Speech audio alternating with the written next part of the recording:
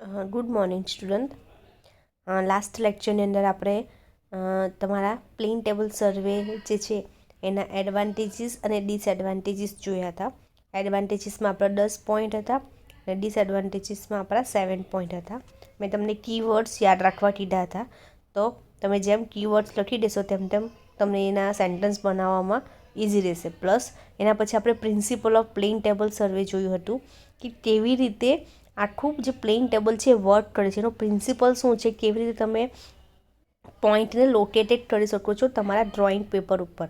Okay, કે જે ground ઉપર હોય છે બધા કેપિટલ લેટર્સમાં જે આલ્ફાબેટ હોય છે ABCD, બરાબર, એ બધા ક્યાંના પોઈન્ટ છે? ગ્રાઉન્ડના પોઈન્ટ છે. અને જે સ્મોલ ABCD છે બધા ક્યાંના છે? તમારી સીટ ઉપર માર્ક કરેલા હોય છે. બરાબર, કેવી રીતે આપણે પોઈન્ટ જોવાના છે, કેવી રીતે પોઈન્ટને માર્ક કરવાના છે, એ બધું આની અંદર આપણે જોયું હતું ને કઈ રીતે પ્રોસેસ થાય છે.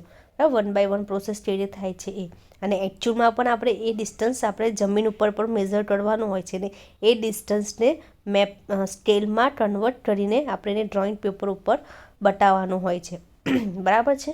હવે એના પછી થોડીક બેઝિક ડેફિનેશન છે જે આપણે જોવાની છે કે આપણે જ્યાં લેવલિંગ, સેન્ટરિંગ, ઓરિએન્ટેશન, એ જે વસ્તુ યુઝફુલ થાય છે શબ્દ, તેને એકચ્યુઅલમાં શું કહેવામાં આવે છે, તેની બધી થોડી બેઝિક ડેફિનેશન છે એ જોવાની છે. તો ફર્સ્ટ ઓફ ઓલ આપણે જોઈએ છે સેન્ટરિંગ એટલે શું. The process of setting up the plane table on the plotted position of the ground station exactly over the station is known as a centering. કે તમારા જમીન પરનું પોઈન્ટ અને તમારા ટેબલ ઉપર તમે જે માર્ક કર્યો છે પોઈન્ટ, એ એક્ઝેક્ટલી એક ડાયરેક્શનમાં, એક વર્ટિકલ ડાયરેક્શનમાં હોવું જોઈએ, એક સેન્ટરમાં હોવું જોઈએ. તો એ પ્રોસેસને સેન્ટરિંગ કહેવામાં આવે છે. એકચ્યુઅલમાં જ્યાં તમે આ ફિલ્ડ ઉપર પરફોર્મ કરતા હોય તો તમને વધારે ખ્યાલ આવે કે સેન્ટરિંગ કોને કહેવાય, લેવલિંગ કેવી રીતે થાય. બરાબર, તો એ વસ્તુ આપણે એકચ્યુઅલમાં જોઈએ અને એકચ્યુઅલમાં એને પરફોર્મ કરીએ ને તો એને વધારે પડતું ખ્યાલ આવે.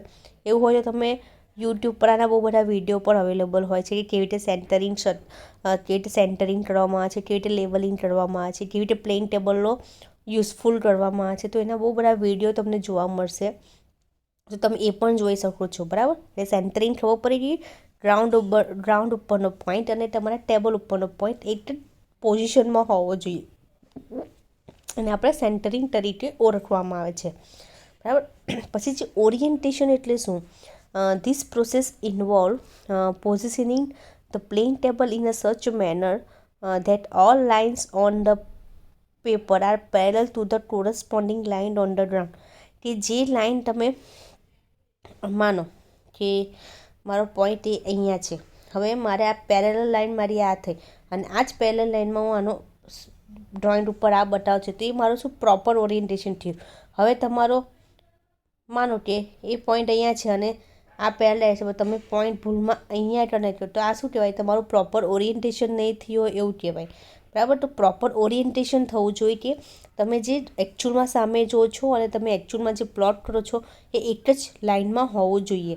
બરાબર, એટલે એને કોરસ્પોન્ડિંગ લાઇન હોવી જોઈએ, થોડી તમારા પેપરની અને તમારા ગ્રાઉન્ડ ઉપરની. બરાબર, તો એને શું કહેવામાં આવે છે, ઓરિએન્ટેશન કહેવામાં આવે છે. હવે છે બેક સાઇડ કોને કહેવામાં આવે. It is a side taken from the plane table station to the another station whose position has already been plotted on the drawing paper. Backside is one of the method of orienting the plane table. Already તમે કોઈ position છે, બરાબર, એ already તમે plot કરી દીધી છે ક્યાં, તમારા ડ્રોઈંગ પેપર ઉપર. બરાબર, તો એને તમારે શું કહી કહેવામાં આવે છે, બેક સાઇડ. હવે માનો કેવી રીતે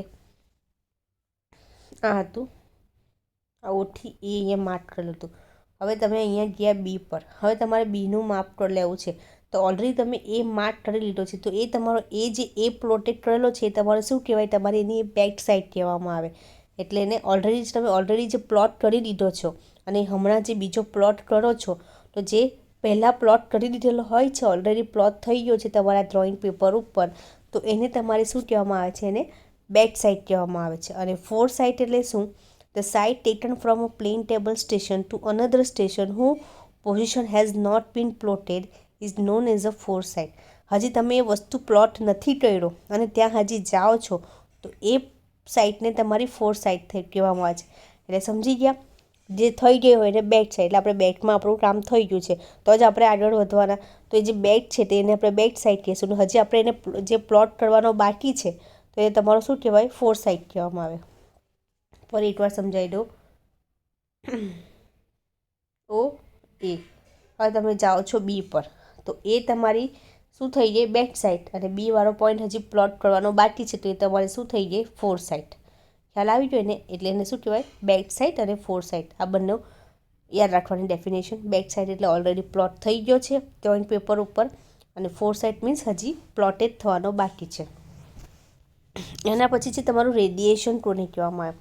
this is a method of locating the point by drawing radial lines from the plane table station to those point. જે રેડિયલ લાઇન ડ્રો કરવામાં આવે છે, બરાબર. હવે આપણે બહુ બધા પોઈન્ટ લોકેટેડ કર્યા છે, બરાબર. તો આપણે અમુક રેડિયલ લાઇન્સથી એને જોઈન કરશું, બરાબર.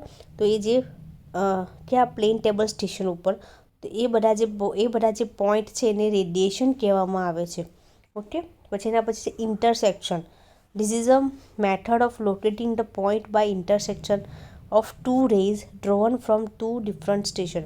ઇન્ટરેક્શન એટલે કેવું કે અમુક વાર આપણે કોઈ વસ્તુ નહીં દેખાતી હોય, ડિફિકલ્ટ થતો હોય મેઝરમાં, તો આપણે ઇન્ટરસેક્શન કે વસ્તુને નજીકમાં લઈને કોઈ વસ્તુને ધ્યાનમાં લઈને એનું મેઝર કરતા હોય તો એને ઇન્ટરસેક્શન કહેવામાં આવે છે, બરાબર. માનો કોઈ પોઈન્ટ એકદમ થોડો ખૂણામાં છે ને એ એક જ પોઈન્ટને પેરેલલ જતો હોય છે બીજા પોઈન્ટને પેરેલલ, તો એને આપણે ઇન્ટરસેક્શન કરીને એનું મેઝર કરતા હોય તો એને આપણે ઇન્ટરસેક્શન તરીકે ઓળખવામાં આવે છે, બરાબર.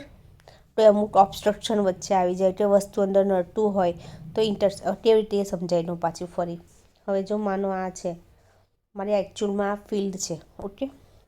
હવે જે આ ફિલ્ડ છે અહીંયાથી મારે આ મારું ડ્રોઈંગ પેપર, આ મારું પ્લેન ટેબલ છે, આ મારો ઓબ્જેક્ટ છે. હવે મારો પોઈન્ટ મારે અહીંયા લેવાનો છે, તો મને અહીંયાથી પ્રોપર દેખાતો નથી. તો માનો અહીંયા કોઈ ઓબ્સ્ટ્રક્શન આવી ગયું, કંઈ ઝાડ આવી ગયું, તો હું પહેલાં અહીંયાથી આટલું ડિસ્ટન્સ માર્ક કરીશ અને એને પેરેલલ એવું જાય છે એ રીતે જો એ ડિસ્ટન્સને મેઝર કરીશ એટલે એને શું કહેવાય? ઇન્ટરસેક્શન. વચ્ચેથી કોઈ પોઈન્ટને ઉઠાવી લો અથવા વચ્ચેથી કોઈ વસ્તુને એ પેરેલલ છે એવું સમજીને એને પોઈન્ટ માર્ક કરવાનો, એટલે એને શું કહેવામાં આવે છે? ઇન્ટરસેક્શન મેથડ કહેવામાં આવે છે.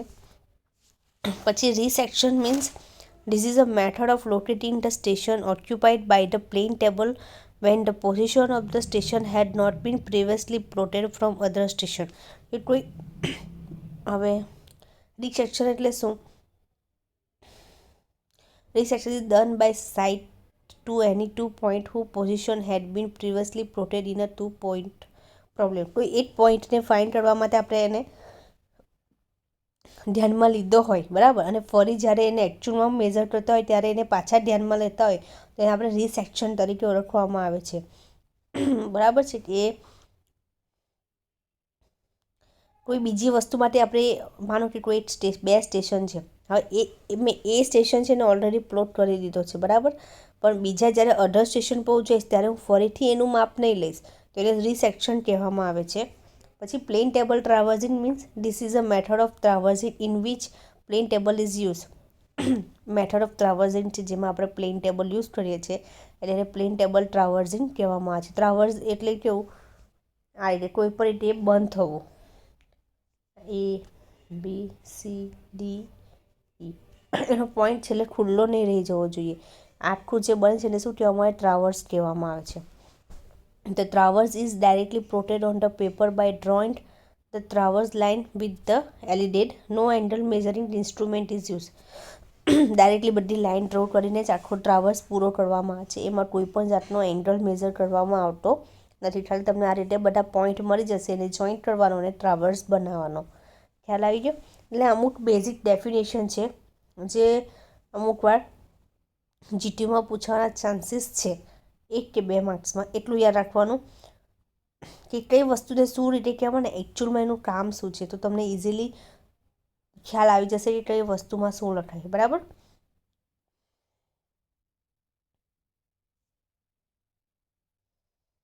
ચાલો એના પછી છે method of setting of the plane table. તમે પ્લેન ટેબલ એક કેવી રીતે સેટ કરશો, બરાબર. હવે એની થિયરી જોવાની છે કે આપણે પ્લેન ટેબલ આપણી પાસે ઇન્સ્ટ્રુમેન્ટ છે. હવે આપણે કોઈ ફિલ્ડ ઉપર જઈએ છીએ ત્યાં મારે પ્લેન ટેબલ સેટઅપ કરવું છે, એના મદદથી મારે ડ્રોઈંગ કે મેપ બનાવવો છે, તો કેવી રીતે એની કઈ પ્રોસિજર ફોલો કરવાની. તો પહેલાં તો fits the plane table on the tripod. બરાબર છે, પ્લેન ટેબલ છે બરાબર, એને ટ્રીપોડ ઉપર સેટ કરવાનું. પછી એનું લેવલિંગ કરવાનું, એનું સેન્ટરિંગ, પછી માર્કેટિંગ ધ નોર્થ લાઇન કઈ સાઈડ ઉપરથી માર્ક કરવાનું. Last one is orientation. આ 5 પ્રોસેસ છે જેનાથી તમે પ્લેન ટેબલનું સેટિંગ કરી શકો છો. તો એમાં first of all fixing the plane table on the tripod. તો ટ્રીપોડ કેવું હોય તમને ખ્યાલ જ છે, ટ્રીપોડ આ રીતે હોય બરાબર. આ એના લેગ્સ કહેવાય. એ જો પ્રોપર પહેલાં તો જમીનમાં પ્રોપરલી લોક થવા જોઈએ. The leg of the tripod should be separate well apart and firmly fits into the ground. ત્રણ ઇક્વલી ખુલેલા હોવા જોઈએ. એવું થાય કે બે એકદમ દૂર છે, ના એક એકદમ નજીકમાં છે. પ્રોપરલી ત્રણ એક જ ડાયરેક્શનમાં પ્રોપરલી ખુલેલા હોવા જોઈએ અને એને ગ્રાઉન્ડની અંદર ફિક્સ કરી દેવાના હોય બરાબર છે.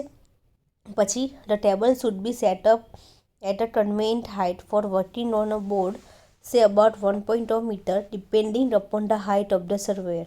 હવે જે સર્વેયર કરવાનું છે એની હાઇટના હિસાબથી આપણે એ ટ્રીપોડને ગોઠવવાનું છે, કે એવું નથી થાય કે સર્વેની હાઇટથી એ ઉપર ચાલ્યું જાય અથવા તો સર્વેની હાઇટથી એકદમ નીચું. પ્રોપર એના લેવલમાં ઇઝીલી એ ડ્રોઈંગ બનાવી શકીએ, ઇઝીલી એ જે પણ ગ્રાઉન્ડનો પોઈન્ટ છે એને ઇન્ટરસેક્ટ કરી શકીએ, ઓરિએન્ટેશન પ્રોપર કરી શકીએ. એ રીતે એની સર્વેની હાઇટને ધ્યાનમાં રાખીને એને સેટ કરવામાં આવે છે. આ લેગમાં પણ એવું હોય છે, 3 સ્ટેપમાં ખુલતા હોય છે. એક નાનું હોય કેવી રીતે, માનો આ લેગ છે તો અહીંયા 3 વસ્તુ હોય. હવે થોડો નાનો ખુલ્લું હોય તો આને અંદર દબાઈ દેવાનું એટલે આટલું જ ખુલશે.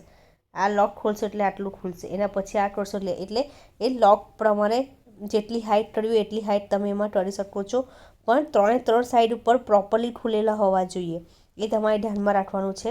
જો એ પ્રોપર તમે સેટ કરશો તો જ તમારું જે ટ્રીપોડ છે પ્રોપરલી સેટ થશે અને એના ઉપર જે પ્લેન ટેબલ છે સેટ થશે, કારણ કે એના ઉપર આપણે આખું પ્લેન ટેબલ મૂકવાનું છે. એના માટે એ ટ્રીપોડ બધી સાઈડથી બરાબર ખુલેલું હોવું જોઈએ અને એને જમીનમાં પ્રોપરલી ફિક્સ કરી દેવાનું. અને જે પ્રમાણે સર્વેની હાઇટ હોય છે એ હાઇટને ધ્યાનમાં રાખીને એને શું કરવાનું, ફિક્સ કરવાનું.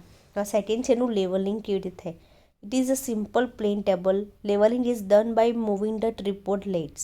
કે જે ટ્રીપોડના લેગ્સ છે તેને આમ તેમ આપણથી થોડા પ્રોપર નહીં ખુલ્લા હોય અને લાગે થોડું અનઇવન છે સરફેસ ટેબલ, તો એ ટ્રીપોડના લેગને ઉપર નીચે આમ તેમ કરીને થોડું ડાયરેક્શનમાં ખસેડી મૂકીને તમે કરી શકો છો. અથવા તો લેવલિંગ ઇઝ જજ by the eye. For the levelling the plane table ordinary spirit level may be used. The table is leveled by placing the level on the board into position at the right angle and getting the bubble center in the both direction. મેં પાસે સમજાવ્યું હતું તેમ કે આપણે spirit લેવલનો ઉપયોગ પણ શાના માટે કરવામાં આવે છે, લેવલિંગ માટે. કે સ્પિરિટ લેવલે આપણે વચ્ચે મૂકી દેવાનું.